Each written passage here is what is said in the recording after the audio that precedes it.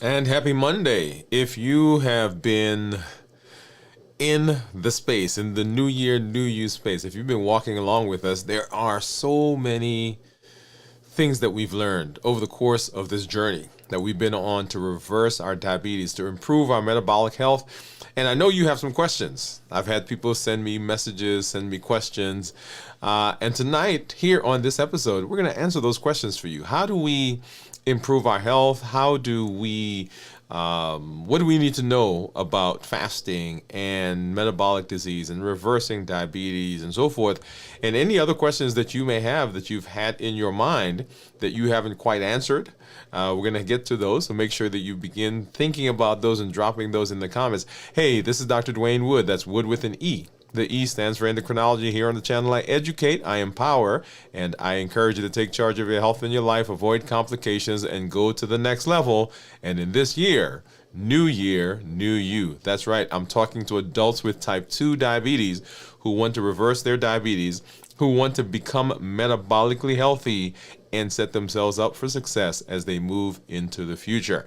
If you're new, go ahead and drop new in the comments because I'd love to welcome you with a hand clap and some music. And let you know that we are glad that you are in this space. If you have questions, as I said, go ahead and drop those in the comments. Make sure you put a Q in front of it because we'll, as we search through the comments, I want to make sure that we answer those and get to them as we move through this episode of the show. Wherever you're joining us from, whatever platform you're on, Twitch, Instagram, LinkedIn, Facebook, and of course here on YouTube. I welcome you to this space. We're always happy when our community joins us and happy when we get a chance to interact with you. So we'll say hi to folks here in just a minute. But we've been on an amazing journey. We've been in this space and having an amazing time as we've walked through New Year, New You. And we'll give a little bit of backdrop to that in a minute. But in the meantime, if you've not done so, on our YouTube channel, there are over now, at the last counting for this year, there are over 200 videos that we've done on everything from fasting to setting goals to reversing diabetes, about meal planning and emotional intelligence and how to be mindful. Just a wealth of information that's out there for you. So make sure that you are looking at all of those and that you're taking advantage of it. Okay, make sure that you are doing that because as we turn the page, as we get ready to turn the page into the new year, I want to make sure that you are you know where those resources are and that you are taking advantage so that you can set yourself for success as we move into the future. Yep. Okay, so let's hop over and let's take a look and let's say hello. Oh, before I do that, you know how we do. I've got off to my side, I've got my monitors that we're going to take a look at here in just a minute so you can see what those are. I've got a Keto Mojo and a contour meter. And then, of course, right below me is my Dexcom Clarity Report that we'll take a look at here in just a minute to see what those blood sugars are, okay? But before we do that, let's hop over and let's say hello. I do hear some folks popping in and saying hello to each other. So let's go ahead and bring those up. So I see Teresa. Hey, Teresa. Teresa says, hey, doctor and everyone. Glad that you are here, Teresa. Gian says, hi, doctor. And hello, Teresa. And Gian says, great to see you again, Doc.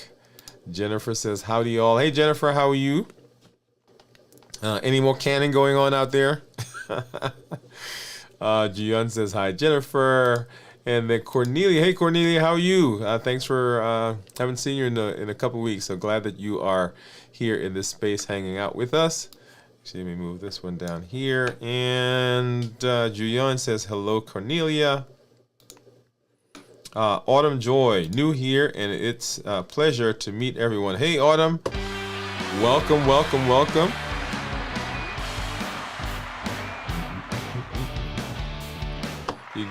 You get some music and you get a hand clap. We're always glad when we have new community members. So glad that you took the time to come hang out with us. Gion says hello. Pamela, hey Pamela, how are you? Pamela White, glad that you are in the space. Gion, of course, saying hello to Pamela. Howdy, Autumn, and welcome from Jennifer. Pamela says, hi, Gion. Doc, Gion said, Doc, I can't imagine how I spend my day without food. See, Gion, you're just jumping right in there. I'm gonna star that comment. And then we're going to come back to that here in just a little while. And of course, Pamela is saying hello to Autumn. And Cornelia says, yes, thank you. Always so glad to join the space. Yes, glad that you are here. Let me go ahead and put one thing up while I'm thinking about it right now in terms of joining the space. Go ahead, if you've not already done so, and remember our community meetup for this month is coming up on the 19th. We moved it up 1 week because of the holidays. Normally we meet on the fourth Thursday of the month, and I'm just dropping that link into the chat right now. So if you've not already done so, go ahead and do that. And some exciting things that we're going to be talking about in the community as we move, get ready for the new year and all the things that are going to be happening there. All right. So let's talk. Hopefully everybody had a great weekend. Got a chance to hang out with family and friends. I had this weekend was a lot of stuff going on in my space. My son had a recital.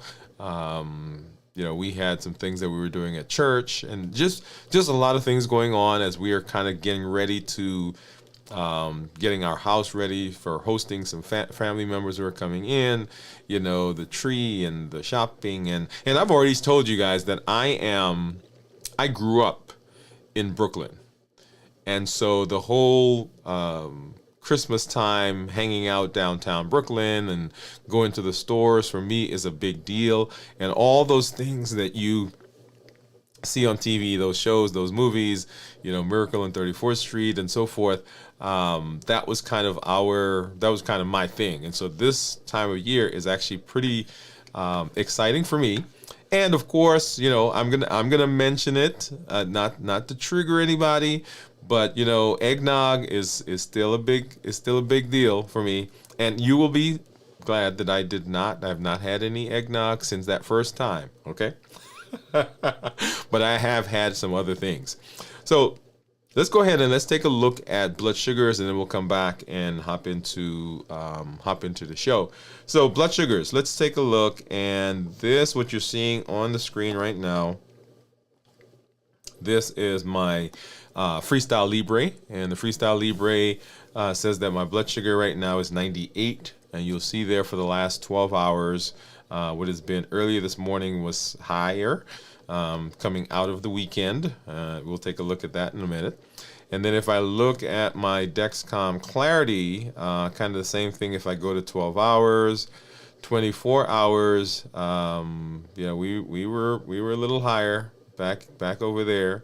And we're going to talk a little bit about buffering. Okay, so right in there's some buffering going on, y'all. I think I mentioned to you all some stuff from last week, but here we are, right in our 12-hour period, and I think so. Right now it is right at about 22 hours, maybe 22 hours since I've eaten last. Okay, and we'll take a look at that. All right, so now let's hop over and let's take a look at my monitors. And so here I have my Keto Mojo and I have my Contour. And the Contour, of course, gives me, let's do this one. Contour gives me a blood sugar, and the Keto Mojo will give me both blood sugar and ketones. So if you think you know what my ketones are, go ahead and drop those in the chat. Drop a guess while I go ahead and open this up. So the brown one is blood sugar, and of course the blue is ketone. So let's go ahead and open this guy up, get that strip in here, and I'm going to open this one just so I can have it off to the side. That way I don't have to stick myself again. Get into my container, and let's see, do I have any of my, okay, yeah, there it is. as I've mentioned to you guys before, I'm a little partial to this one. It seems to do a better job for me. And I don't typically use a Lancet or a Lansing device. I just use the Lancet. Basically turn this top part off and find a finger. And I tend to use the same finger, which is this one right here. And you probably can't see. Yeah, you probably can't see, but that one is pretty much beat up. And most people will end up using the same finger because after a while it becomes a little calloused, and so it doesn't hurt quite as much. Ow, ow, ow, ow. Let's see if I got a good, maybe. I think I might have to go to a different spot, because that's the other thing. Because it is calloused, and you don't feel it as much, you don't often get a good stick. But this one looks like I got at least one drop to start that one, and let's see if it'll cooperate and give me 2 more drops. So I've got 1 drop there, so 90 for my Keto Mojo, and 94 for my Contour, and of course right there you'll see that's my Dexcom, and I think I can probably squeeze 1 more drop of blood out to get this going. And this is my ketone. This is my ketone strip that I'm putting in. And I don't think that I am in ketosis. Let's see, did that work? Okay, that started working. Okay, and so I'm not going to show you guys that right now because you're gonna guess to see what it is. So the top back over here. All right. Okay, so let's go ahead and have our conversation. And let me do this really quickly. So as we're talking about reversing diabetes, New Year, New You, the process that we've been on, the journey that we've been on in learning tools that push us, that support us, that take us in a direction to be metabolically healthy, and specifically talking about reversing diabetes. Now, as I've mentioned before, we could talk about the tools that we've used in implementing them in various types of metabolic diseases. Diabetes is the prototypic metabolic disease, meaning that it is the one that has a lot of components of other metabolic diseases like high blood pressure, high cholesterol, polycystic ovarian syndrome, and so forth.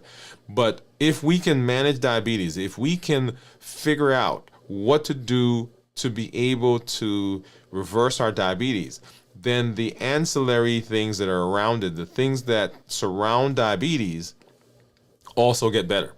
So as we're walking through the path of improving diabetes, of reversing diabetes, we're seeing benefits in all those places as well. So that's the path that we've been on. How do I reverse my diabetes? And all the shows we've done, 51 shows so far. As of tonight, right? So next week it's going to be 52. All that is with the intention of going down the path of reversing diabetes. And so the tools that we're learning are the tools that are saying, hey, how do we... Well, let me say it this way. Most often, people, when they don't succeed, it's not because they don't have drive or they don't have commitment or they don't have a vision. It's because they don't have structure. And so the New Year, New You process has been a way to give structure to the things that sometimes we know, or the things that we've heard, or the things we're not quite sure how to implement. So New Year, New You, that's the journey. Okay? And in the process of going down that journey, there are a lot of questions that come up, a lot of things that people have, a lot of nuances that will come into your space. And so we want to spend some time in this episode kind of walking through some of that. So as you are thinking now, go ahead and begin putting some questions in the comments, and we'll get to those as we move through the space of, okay, what do we do? How do we move through this space? How do we set ourselves up for success in the New Year, New You process, and how do we get ready for, that's coming next week, how do we get ready for the limitless lives that we are going to be living limitlessly, right? And that's, of course, powered by this new version of ourselves that we are building, that we have built, that we are constructing, that we are setting up, right? New year, new you, right? Notice that the new you, right? It's new year, new you. So as we've been talking through the process, as we've been going through the journey, I don't know if you guys caught that as we have moved through the space. We're talking new year, new you, but the new year has always been small. The giant part of the new year, new you has always been you. I don't know if you guys caught that as we move through the journey, right? Because what's going to power us going into the next season, it is not the year, but it is the you that you're taking with you. So what are some questions that we have? What are some things that we want to consider as we're moving through the space of setting ourselves up for success? Okay? All right. So ask me anything, right? So that's where we are right now. Any questions that you guys have, anything that has been in your mind, anything that's been going on, and it doesn't have to be on a particular topic. It's really just ask me anything. Okay. But I do have some common questions that people have asked, and I hope you have some questions that you'll be putting in the chats. And we'll star those and we'll get to those. But as we move through the space until we get some of those, we'll be talking about a few things that I do want to make sure that we understand, right? That we understand. And when we started our journey, the first thing that we talked about was figuring out the why of the things that we're doing. What is the basis for what we are doing? What is the thing that's going to help me overcome those times when I'm having challenges? What are going to be those things? What is the driving force behind my desire for change? Okay. What is the thing? One of the questions I ask people in the office, because I have got a lot of folks who will come to me and they'll make comments like, well, I guess I'm not committed. I guess I don't have, I'm not consistent, right? I don't know how to be consistent. And one of the questions I ask, I said, wait a minute. Okay, let's walk through this together. You have a job? And they say, yes. And I said, how long have you been on the job? And they'll say, 10 years, 15 years, 20, whatever the number of years. And I'll say, well, how many times have you called out from your job? And I said, what do you mean? I said, well, how many times have you picked up the phone and called your job to say, I'm not coming in? And they'll say, oh, maybe once, twice a year if I'm sick or something's going on. And I said, so you've been on this job for 15 years. And over the course of 15 years, you're telling me that you probably called out maybe 15 times, maybe 30 at the most, over 15 years? And they were like, yeah. I said, well, we can't say then that you're not committed because obviously you are. We can't say that you're not consistent because obviously you are. We can't say you don't have drive because obviously you do. Because if you didn't, you'd be calling out all the time. But there is something that is pulling you to the job. In fact, there are probably times, if you think in your life as you're watching me, there are times where you didn't feel well, but you went to work anyway. There were times when something else was going on in the family that you needed to take care of, but you went to work anyway. And you went to work because there was a why. And you know what the why was? It was that piece of paper or that deposit or that whatever it was that you're getting from the job. That was your why. So even though there were times when you did not feel like going to the job, times when you would rather have been doing something else, you went anyway because there was a why.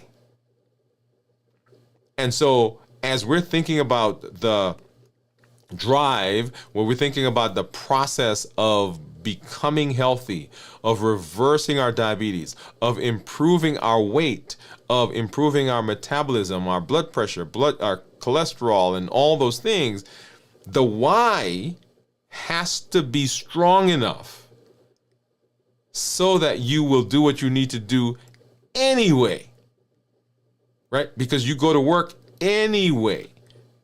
You get up and you go to the job anyway, because the why is stronger than the desire to stay away from the job. And so the first thing is, okay, what is the why? What is the why? Why are we doing the things that we're doing? Okay? And so you got to make sure that the why is strong.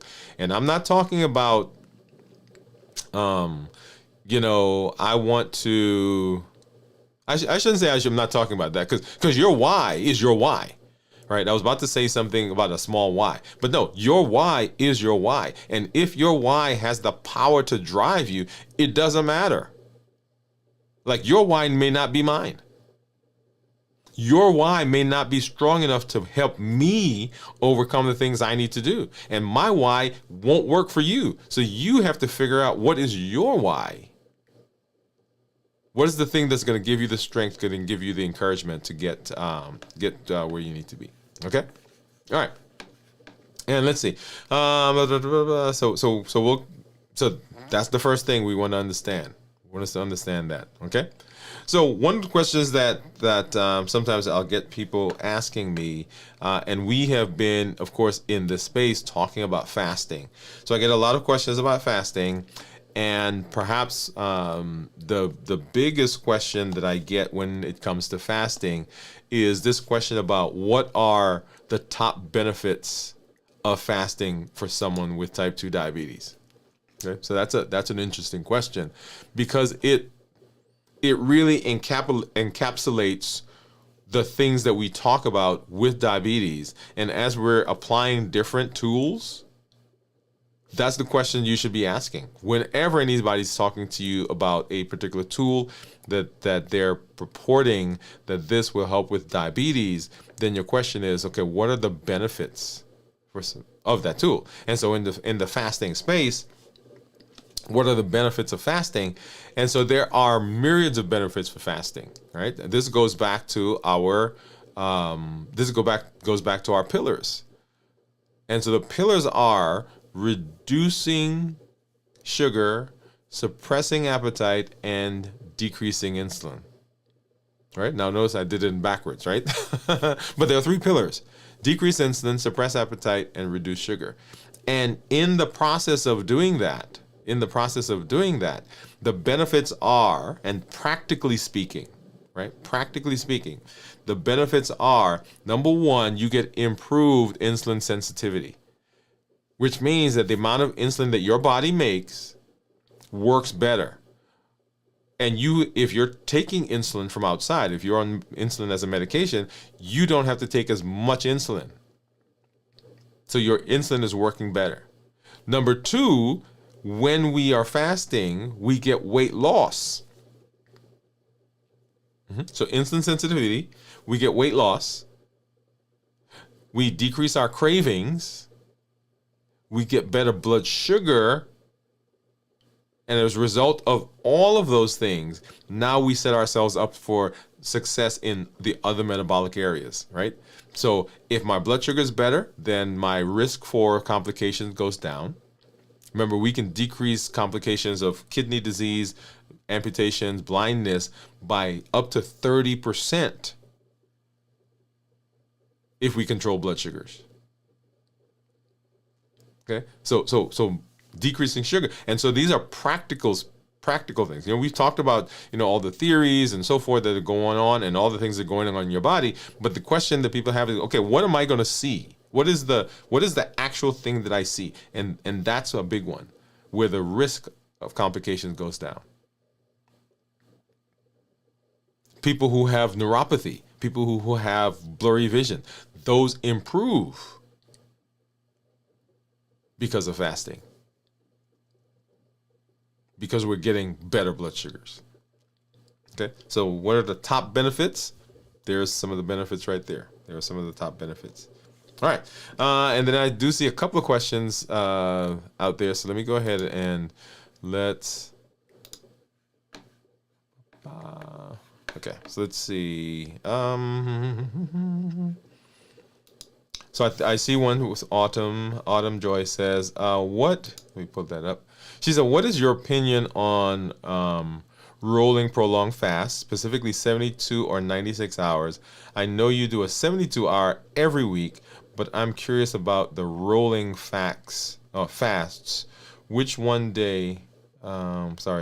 With 1 day of eating in between." Okay, and so let me see if I understand the question correctly, Autumn. So are you saying a 72-hour fast with 1 day between and then another 72? Or are you saying that within the 72-hour time frame, you do like a 24 or 36 and then a 24-hour eating and then, right? So clarify that for me, okay? And Autumn is saying thank you for everyone's welcome. Yeah, if you clarify that for me, then I'll come back and I'll answer that question. Okay, let's see. Gian said, "Doctor, I think I don't fasting forever." Let me see if I can. Gian says, "Doctor, I think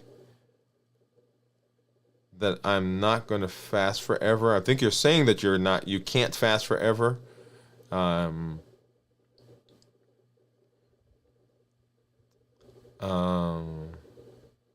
Okay. So also coming back to Autumn.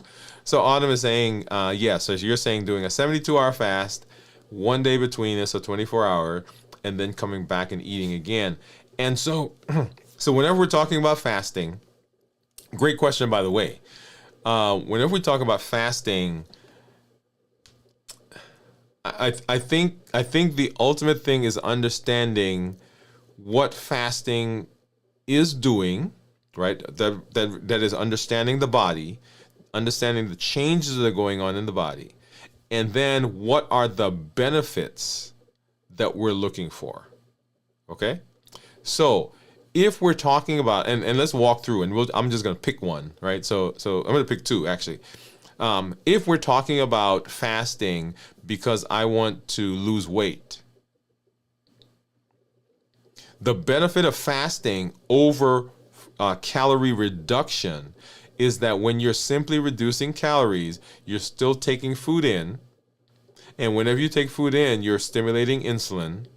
Whenever insulin is stimulated, then your weight doesn't change, right? And the body actually stores. The metabolism slows down because the body is still expecting stuff, right? So the body is still expecting.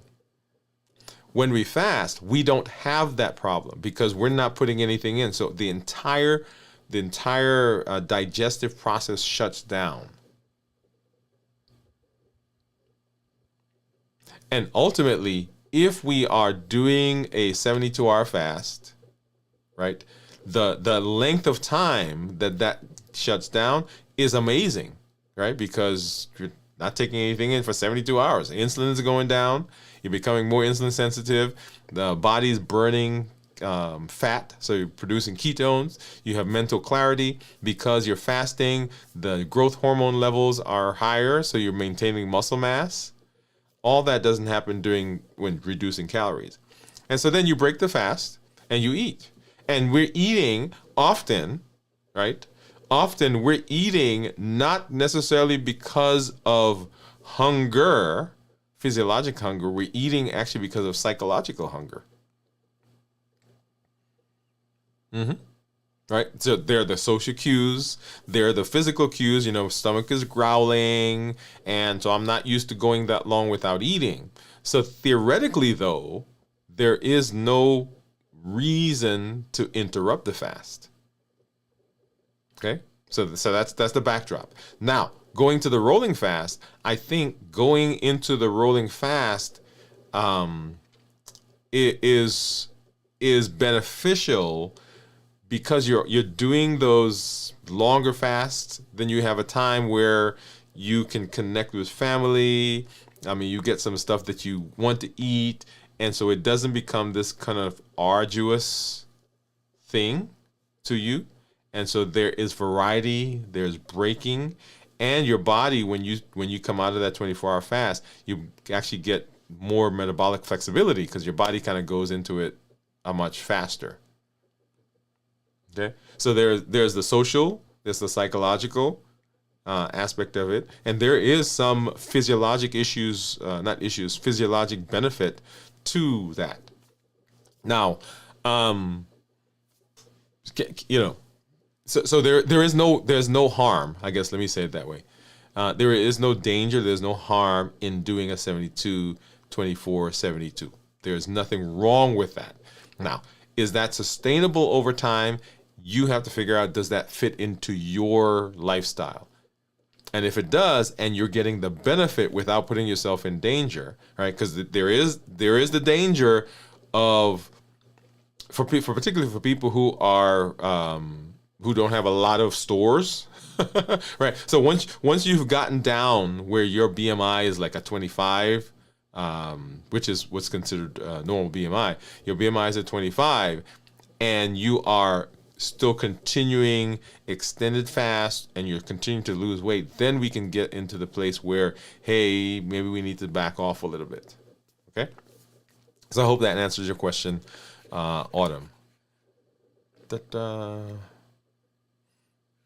Okay, so yeah. So Juyeon says, I couldn't make it. All right, so let's go back to Juyeon's question. She said, Doctor, I don't think I could make fast forever. Well, so once again, so going back to, or combining that comment with what we just discussed with Autumn. So our goal is not, let me see how to say this. So one of the comments that I make in the room when I'm talking to patients or when I'm talking to some of my clients is, I am really not so much, like, people call me the diabetes doctor or the sugar doctor, and it's appropriate because, you know, that's what I do. But ultimately my goal really isn't sugar control. My goal is long life with health. How do we keep you healthy as possible and keep you alive as long as possible? Those are the two things. And all the things that we do, right? Ultimately, if I had to summarize all that we do, it is how do we stay healthy for as long as possible? Now, ancillary to that, or I shouldn't say ancillary to that, but combined with that, though, is all the things that we talk about. So healthy does not just mean, hey, is my blood sugar controlled? Healthy also means, am I sleeping well? Do I have good relationships? Am I dealing mentally with the things that are going on in my life? Sometimes we think health and we just think about, oh, am I physically doing okay? So when I say healthy, how do we keep you alive as long as possible and keep you healthy as possible? Okay, so that's the goal. Now, all the things that we do are with the intention of achieving that goal. So in this space, right, and I want you guys to process this. If we could achieve that goal without you fasting, there's no point in fasting. Right? Because remember, fasting is a tool. Fasting is not just fasting itself. It is a tool that we're using to accomplish certain things. Now, people fast for lots of different reasons, right? In this case, we're fasting for, decrease insulin, suppress appetite, reduce sugar. But people fast for spiritual reasons. People fast because they want to get away from clutter. They want to get away from technology. They fast, right? They go through these fasts. Here we're talking about fasting from food, from calories.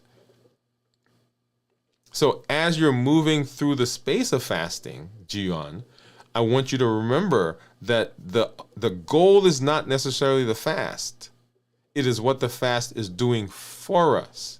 And if we are moving in the direction of getting benefit and improving, then that is where we want to be. So just because someone can't fast for 24 hours or fast for 72 hours or fast for whatever number of hours we pick, that doesn't mean that there's something wrong. But the question is, are we doing the things that we need to do to achieve the goal ultimately that we want, and which is long life and to be healthy? Okay. All right. So let's see. Gion says, Doctor, thank you. Okay. Teresa said, I know that we have talked about cholesterol medicine, Zystamib, and the side effects of muscle aches. Is there any more? Are there any more side effects? And I'm assuming that you're talking about that particular medication. So, Zystamib is one of those medications that is a cholesterol medication. Well, let me back up and do it this way. So when we talk about cholesterol medications, there are several reasons why we do cholesterol medications. For people who have high cholesterol, we treat their cholesterol because it is a way of improving their risk for heart disease, risk for strokes, okay? In the diabetes space, there are people who do not have high blood pressure or high cholesterol, but are still put on cholesterol medication because diabetes is a coronary equivalent. What does that mean? It means that having diabetes, type 2 diabetes, and we're talking about specifically, having diabetes is the same as having had a heart attack. And so what we're trying to do is we're trying to secondarily prevent complications. Does that make sense so far? So just because your cholesterol level is good and normal doesn't mean that as a diabetic you are not going to be on medication. Now there's a whole new conversation that's going on around that. We won't get into that right now, but you may get something from your insurance company, for example, that says, hey, you are diabetic and you're not on the cholesterol medicine. In fact, I get letters from the insurance companies for patients who come through the office and they'll say to me, hey, Mrs. Jones is a diabetic, but we noticed that she is not on, and they'll give a list of medications, whether it's cholesterol medicine or an ACE inhibitor, which helps protect the kidneys, or some other things. And so we put people on medication to protect their heart and protect them from stroke and heart attack. Having someone on a medication that lowers their cholesterol, simply by lowering the cholesterol, doesn't necessarily mitigate their risk because of diabetes. What do I mean by that? There is something in the statin drugs that we don't understand that confers on someone who's on a statin drug a benefit as it relates to heart disease. So if I take someone who's on a statin drug and another drug, and both drugs lower their cholesterol the same amount, the person who's on the statin drug gets better heart-related benefits than the person who's on the other drug. And so Zystamib, for example, is one of those other drugs that lowers the cholesterol, but it doesn't necessarily confer the benefits that come from being on a statin. So there are people who have lots of different effects. I don't want to say complications, but side effects, essentially, adverse reactions to all types of drugs. The statin class traditionally has been the class that's caused muscle aches, muscle pain, joint aches, joint pain, inflammation. In fact, statin drugs are said to increase blood sugar levels to a certain degree, right? Zystamib also has some of those same side effects, and so those are the things that you will see. And to answer your question, Teresa, I don't know of any additional complications, other than that people can have complications to drugs that are not necessarily listed on the reactions that people normally have. Because remember, when they list the reactions that people have to a particular drug, those are the most common ones that they're listing. That doesn't mean that that's the whole list.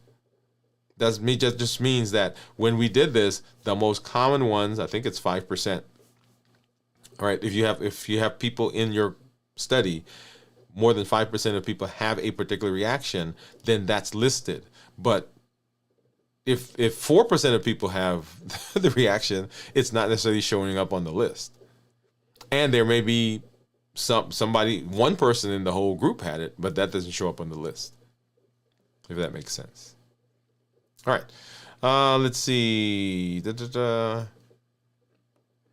Autumn says, on my eating days, I stick with low carb, carnivore, except when I have a bad eating day. Okay, so let's pause there. So Autumn, tell me what a bad eating day is. And she said, thank you, Doc. So I'm gonna hold that, I'm gonna star that, and I want you to tell me what a bad eating day is. Let's see, and then Autumn, I like your question, your comments. I'm gonna star that one as well.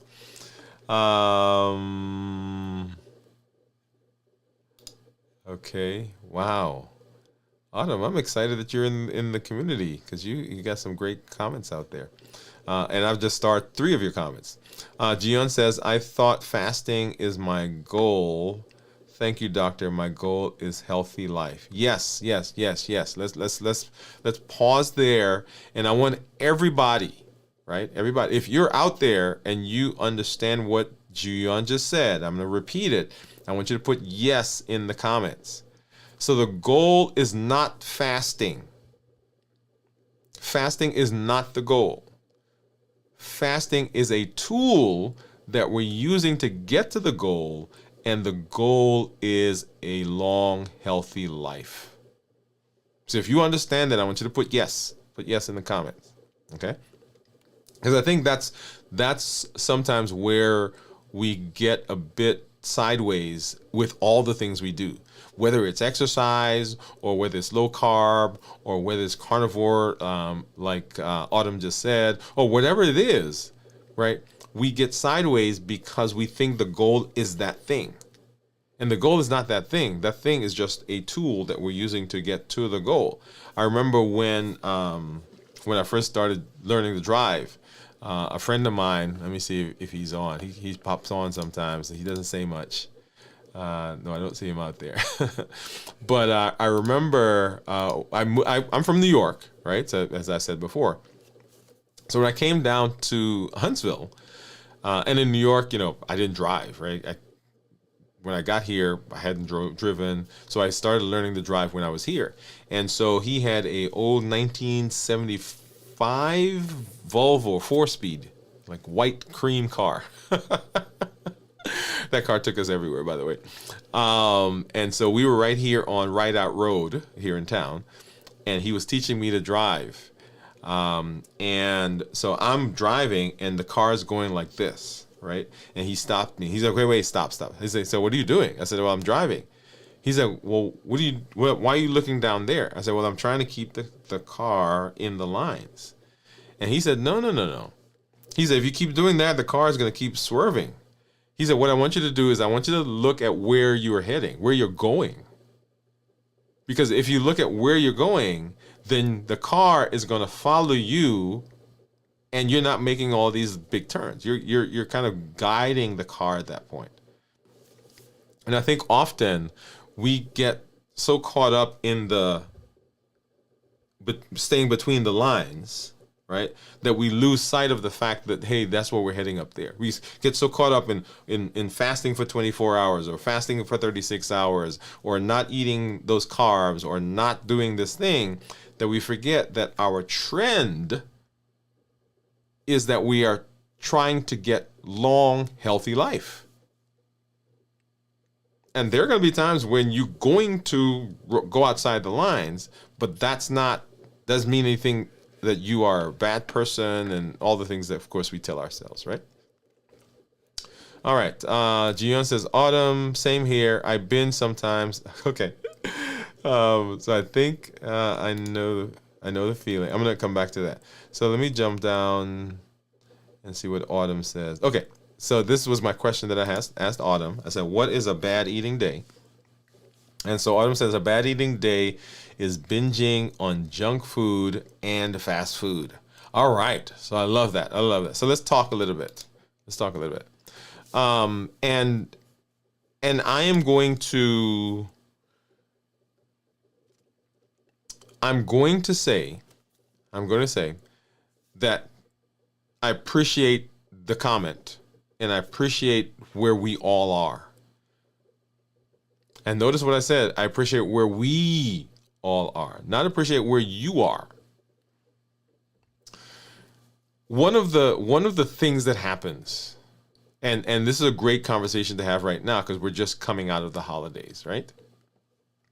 Well, I shouldn't say coming out because we're still in that kind of holiday season.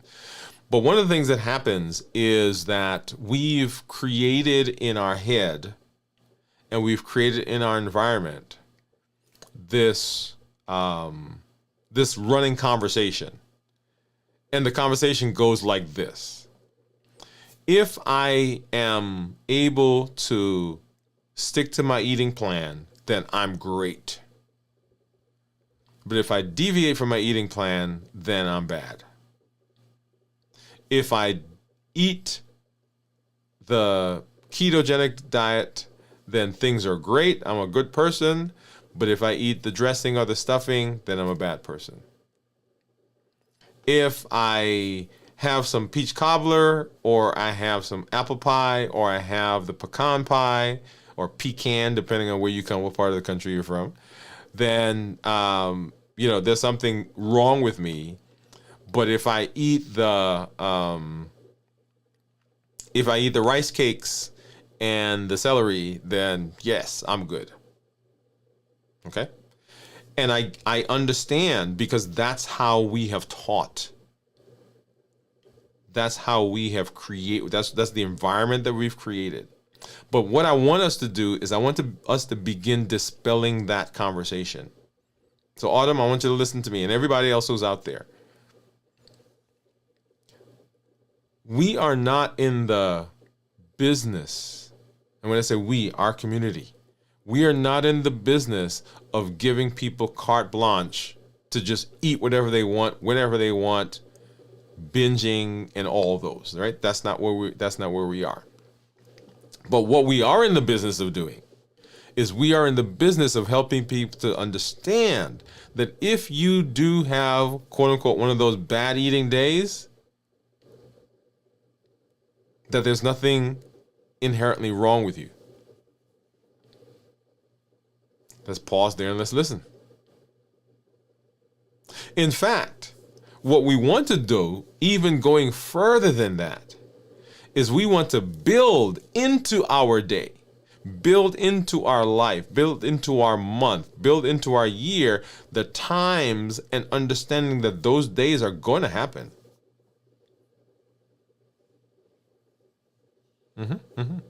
They're going to happen.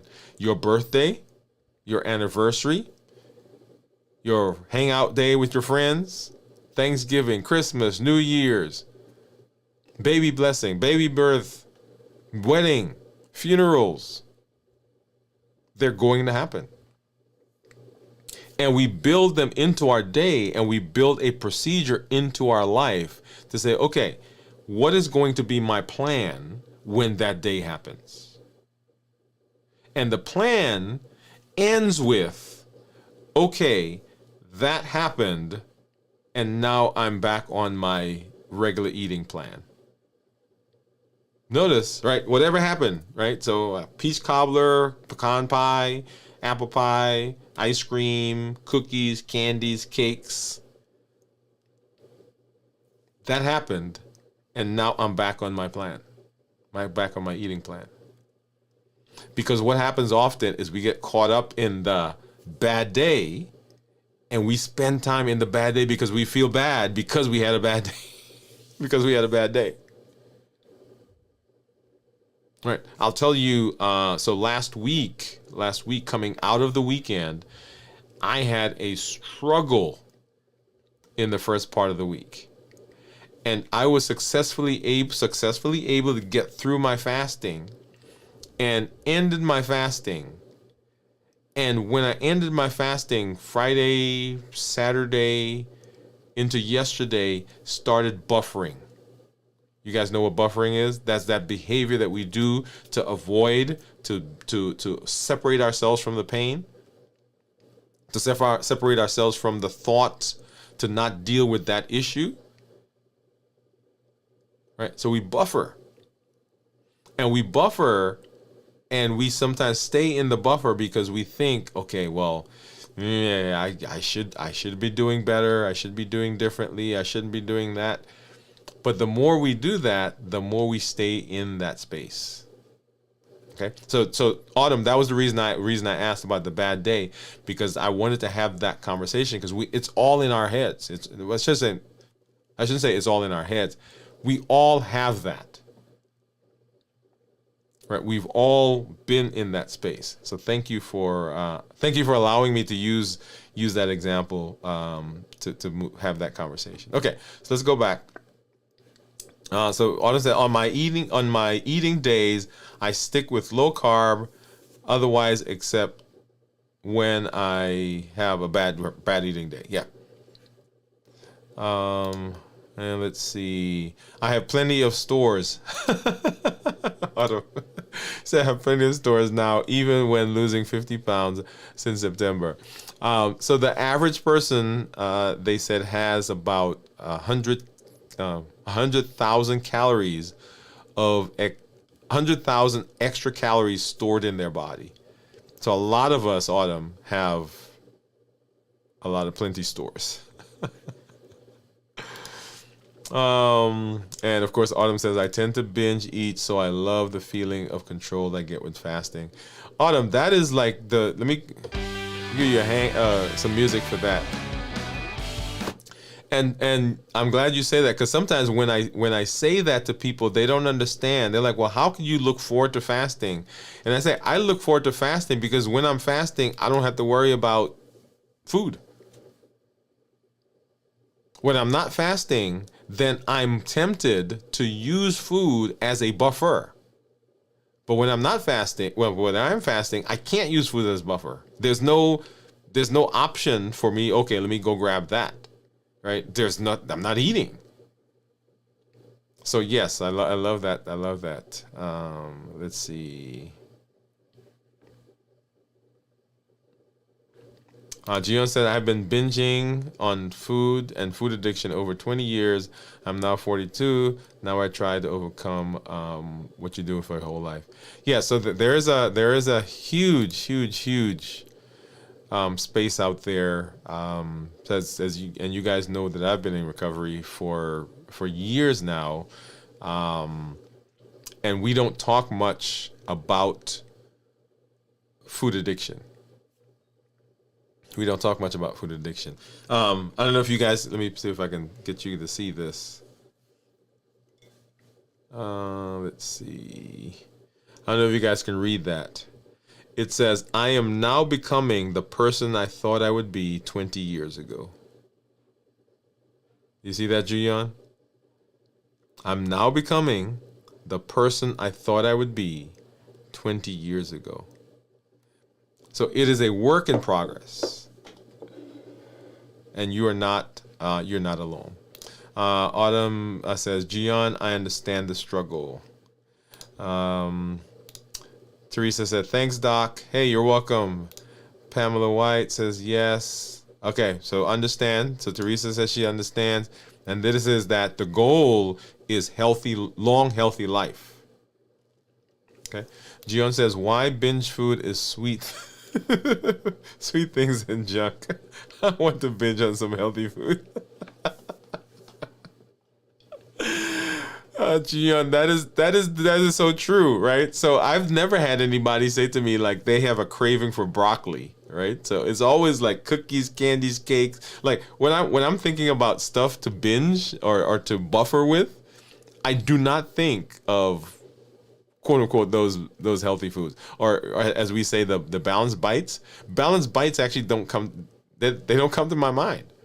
I'm thinking about, the chocolate and the candy and the Cadbury's and the all that stuff.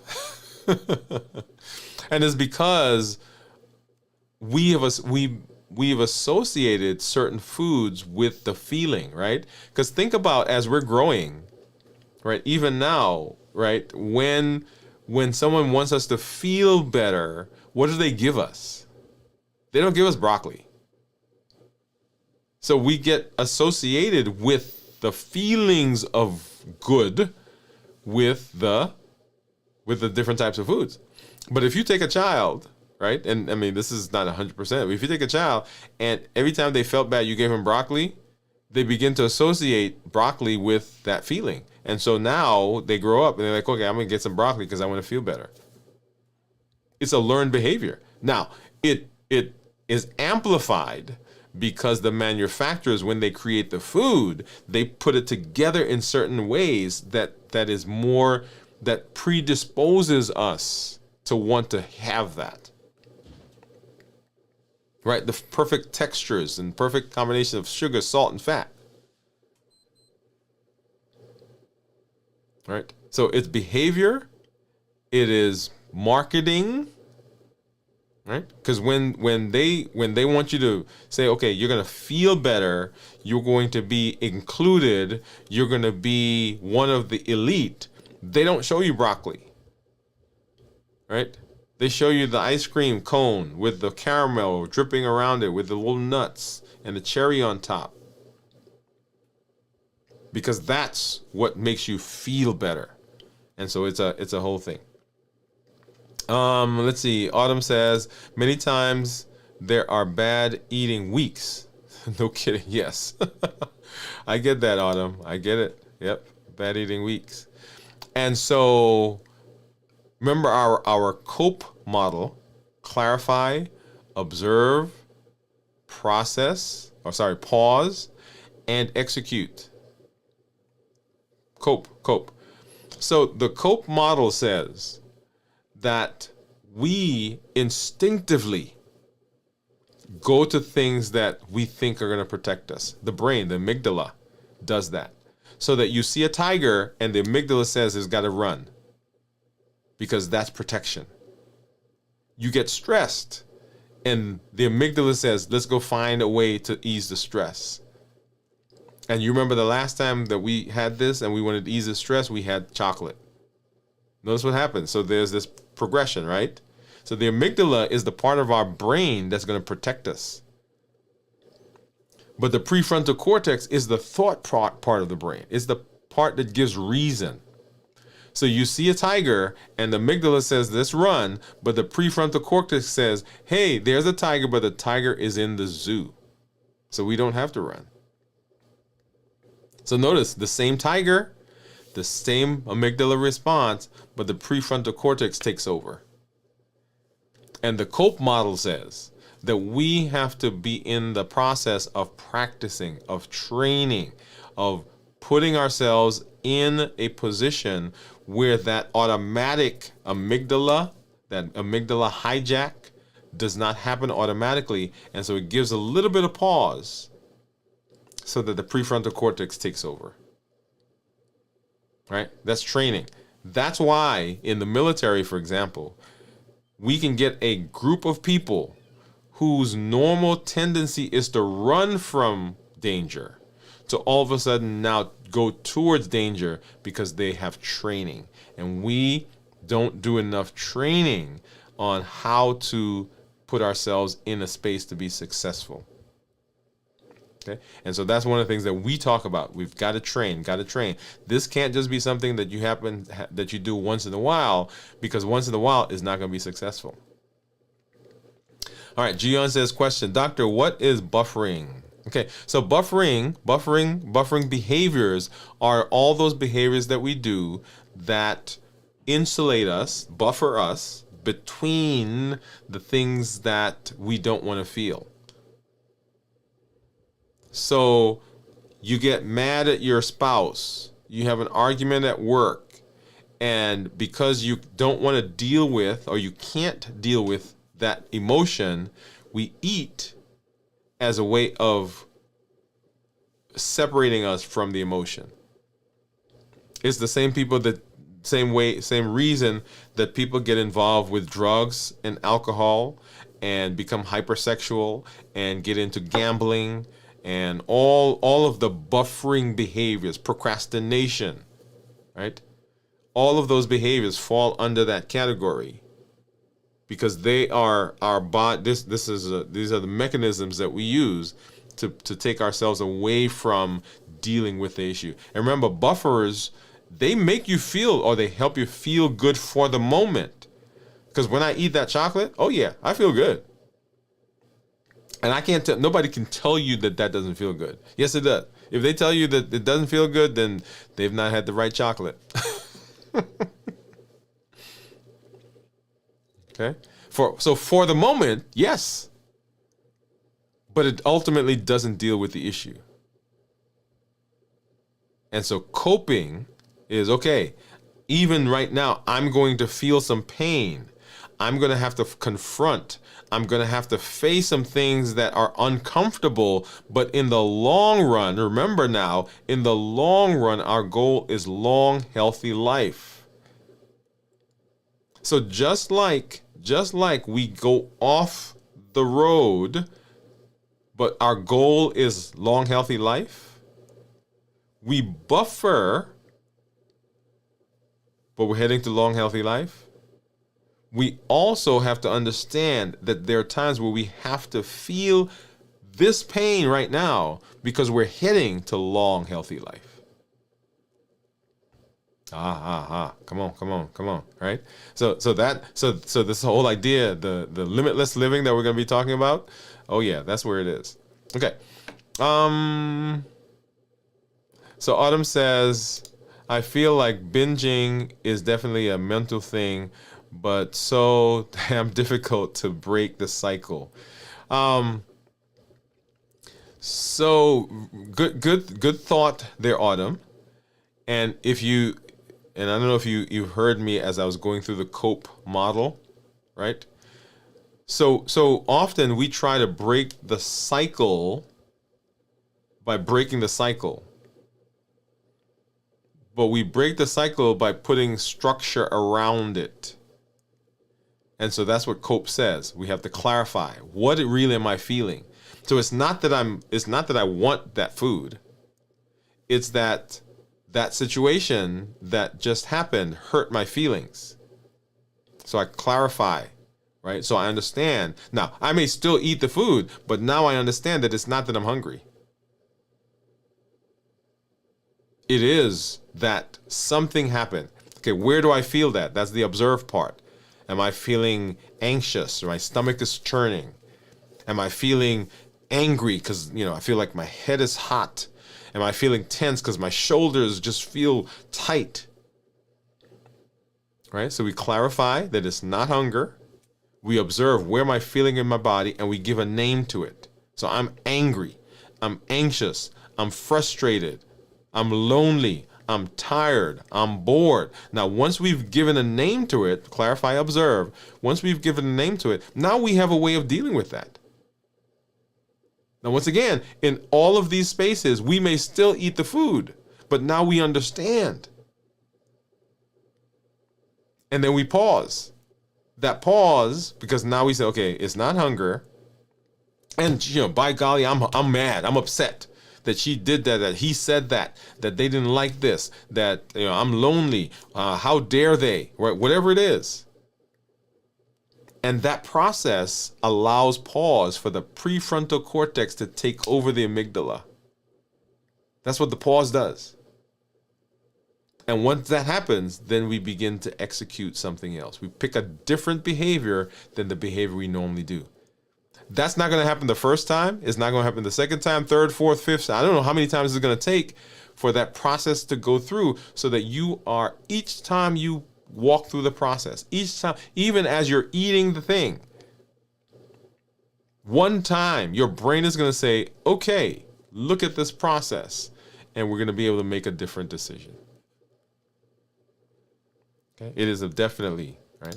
I feel hunger is so hurt me, let me start to eat. Yeah, so hunger. So you say hunger it feels like we're hurting. Now, one of the things that happens is sometimes we feel that growling in our stomach, right, feels like pain because we're so used to having something in our stomach. Yeah. Cornelia says, hi, Autumn. That's one reason why I started fasting. On occasion, I felt out of control and giving in to too many cravings. Yes. So Cornelia, yes, I love that. Give a hand clap for that. All right, and then I see Ella. Hey, Ella, how are you? Give you a hand clap and some music. And welcome, welcome, welcome to the community. She said, thanks, doctor. I am new and am learning, and I know I will get better. Well, okay, come on, jump in with us. We in this together. We are in this together, Ella. Cornelia says, I crave healthy foods when I'm fasting. I feel my body can be a trickster. I'm so glad this community emphasizes the Cope model. Oh yeah. It the brain is this amazing thing. It's amazing when it works for us, but it can be so tricky as well. And you may not have heard me talk yet about the two parts of our brain, our two parts of our mind. There is the inner coach. That's that person that has our back, that person that encourages, that person that pushes, drags, supports. And then there's the inner critic. And the inner critic is that part of us that remembers all the bad things you've ever done, right? All the little mistakes that you've done, all the times somebody said something bad to you, all the times that you didn't do the right thing. And those two are always there. And the inner critic has an immense database. Like right now, if I ask you something, you can probably tell me 100 things that you did wrong. And if I say to you, give me some stuff that you've done right, you probably give me 2 or 3.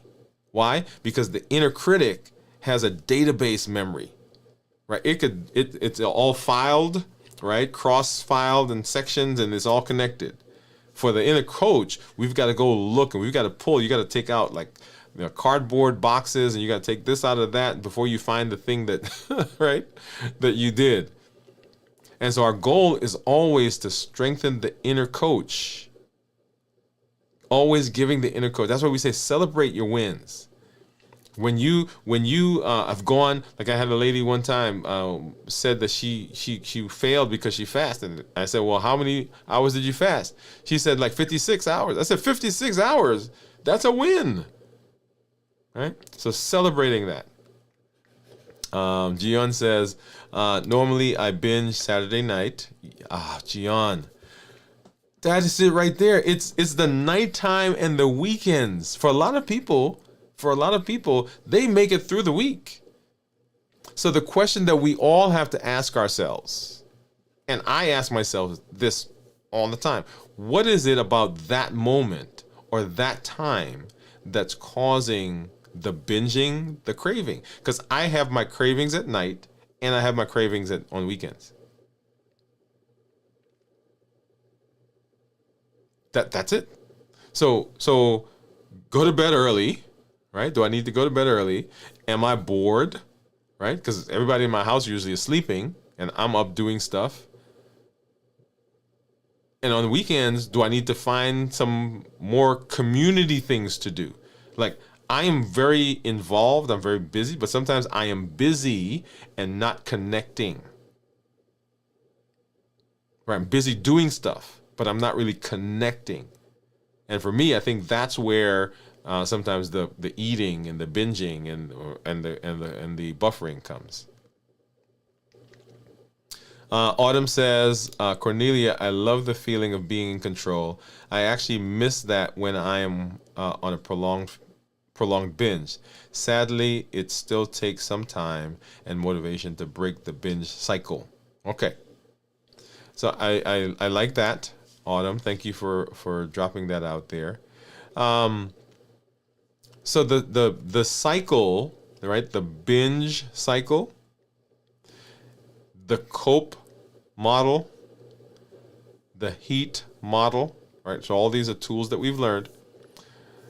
So understanding what my and let me put that up, right? So heat model. The heat model says we eat because of triggers.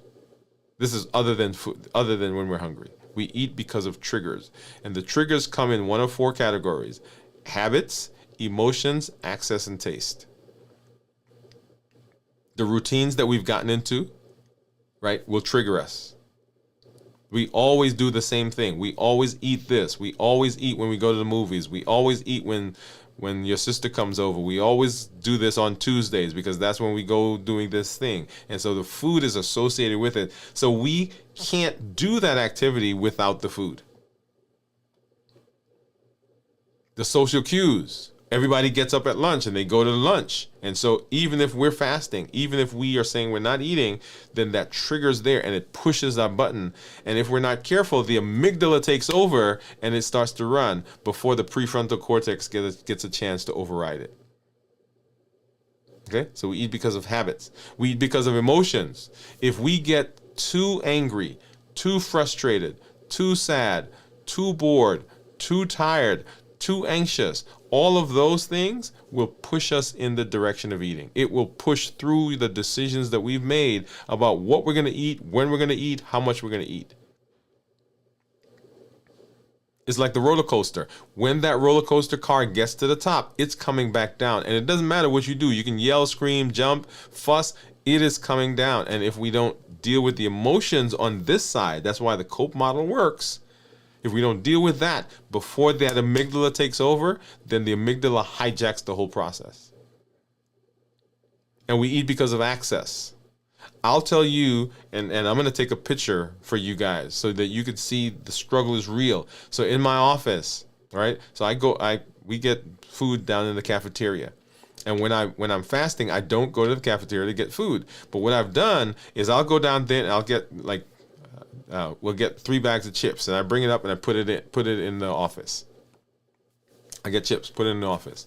Get chips, put it in the office. If you go into the drawers in my office, the food that I'm not eating, it's like I'm a hoarder. Like the scarcity mentality. They're like candy bars. There's like granola bars. There's like nuts and stuff in my office. So I'm gonna take a picture for you guys. Right? So the access that we have, the things that are around us, because if the thing wasn't there, when the emotions came, then we wouldn't eat it. Yep. So you get up to go to the bathroom and you pass by the kitchen. You get up at work and you pass by your coworker's desk and they have that bowl of whatever on their desk. You're not hungry, but because it's accessible, you eat it. And we eat because of taste, right? The memory that the food brings back of the place where we were when we felt that way, the security that the chocolate gives. I had a guy who was telling me that he couldn't understand why there was a certain type of candy or cookie that he loved. And I said, well, tell me about it. He said, well, when I was a kid, my uncle used to go away, right? I lived with them. And whenever he would come back, right, he would bring me and my cousins, he would bring this candy or this cookie. And so he grew up, I mean, he's an older fella now, right? So he grew up with the association of feeling connected, feeling belonged or belonging with those cookies. And so now every time he wants that feeling, he gets those cookies. Or every time he sees those cookies, he wants to get them because it brings the feeling.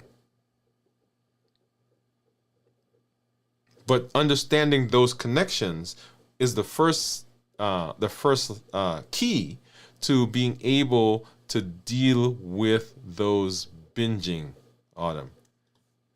And it takes time. It's not the first time, it's not the second time, it's not the third time, it's not the fourth time, but eventually as you continue to look at those, you will see that. And Jennifer saying, hello, welcome to community, Ella. Gian says, so I eat sweet cakes every Saturday night. What do you think, doctor, about this? Sweet cakes. So I've got two comments. I've got two comments. Now, I'm not going to knock your sweet cakes, right? So remember, we never knock food. What we do say is that we've got to understand why we're eating the food. And what is it doing for us? Because if we can get that a different way, then the food loses its power. Okay? Ella said, thank you, guys. Millie Jones. Hey, Millie, how are you? Welcome.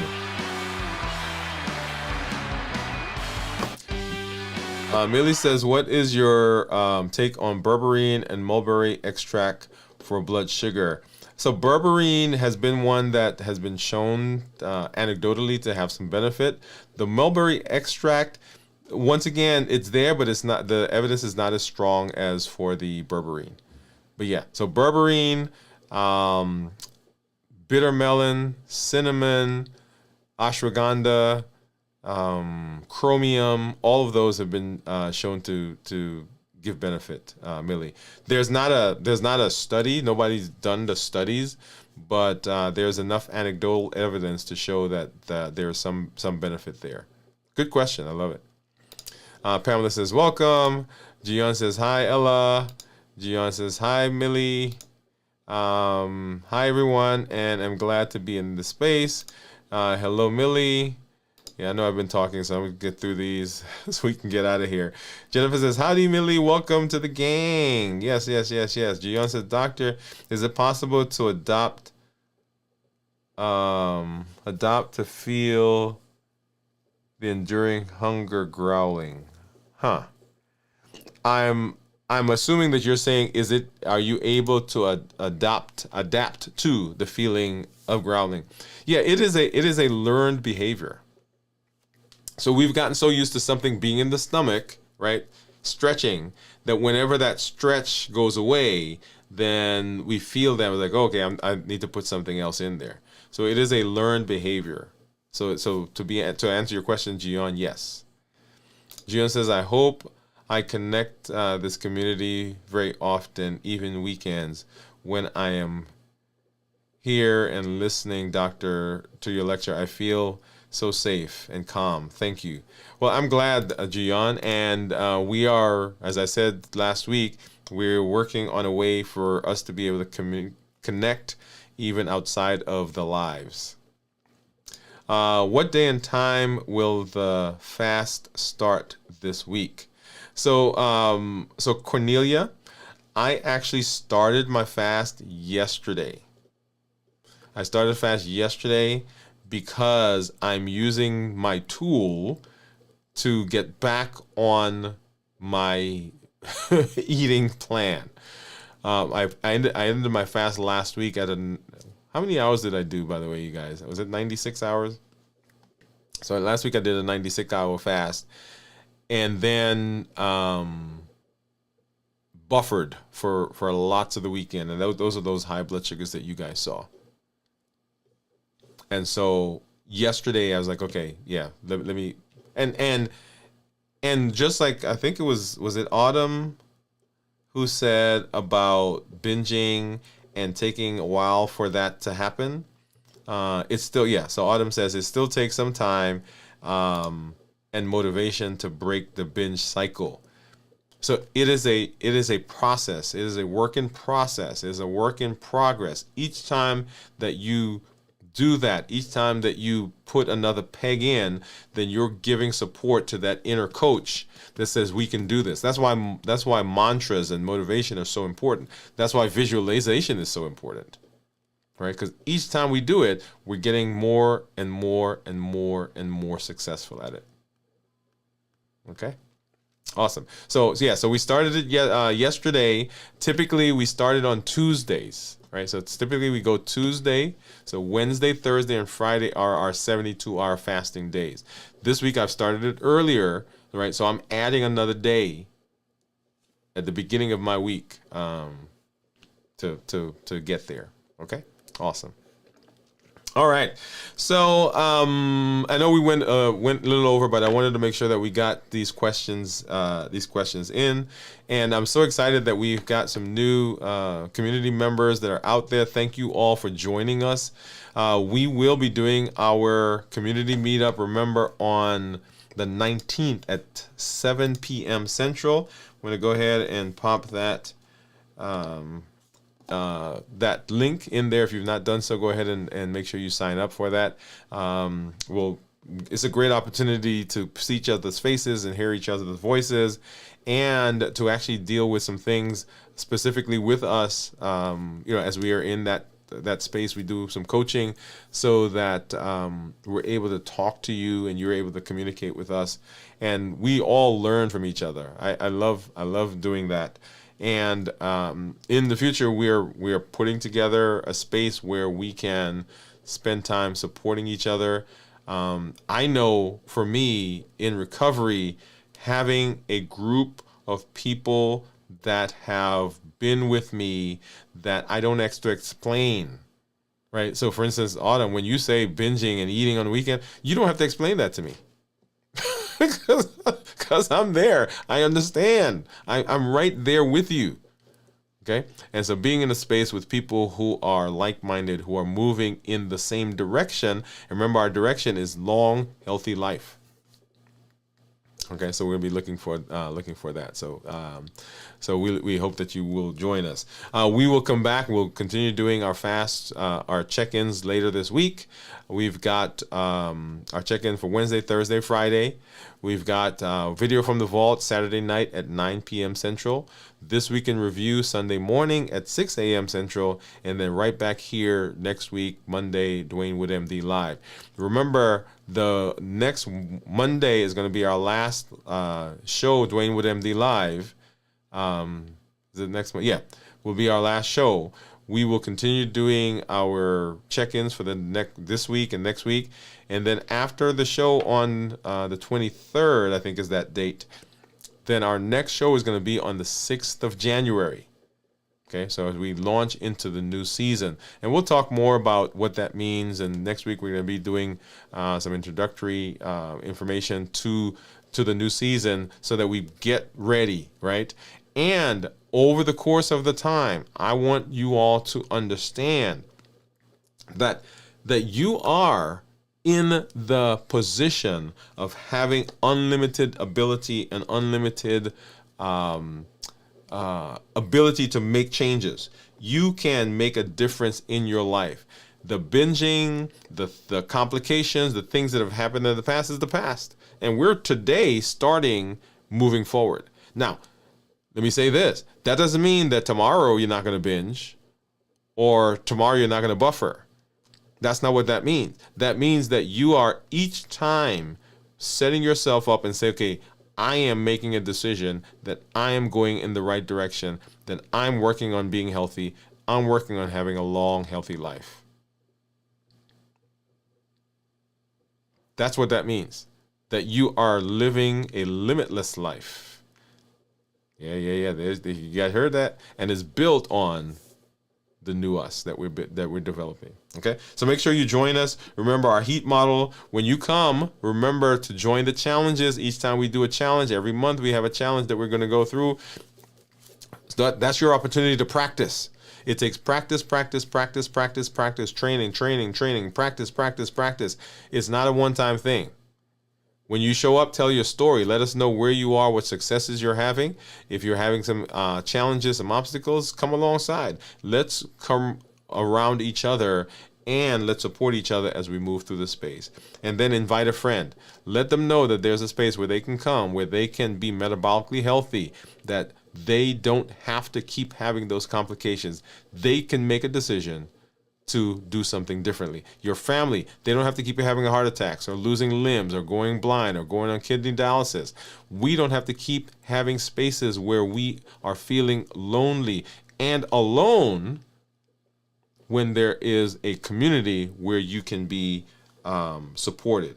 We do all that we do based on our Triple E formula for success. We educate, we empower, and we encourage you to take charge of your healthier life, avoid complications, and go to the next level. And then this year, as we say, new year, new you. Well, I'm always glad to be here. Thank you for joining me.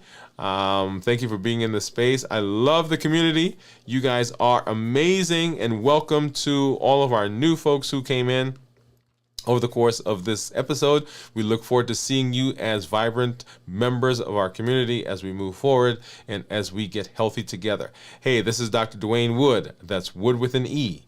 The E stands for endocrinology. Here in the channel, I educate, I empower, and I encourage you to take charge of your health and your life, avoid complications, and go to the next level. And in this year, new year, new you. We'll see you at our shows later this week, and we look forward to seeing you in our community meetup on the 19th. Good night, everybody.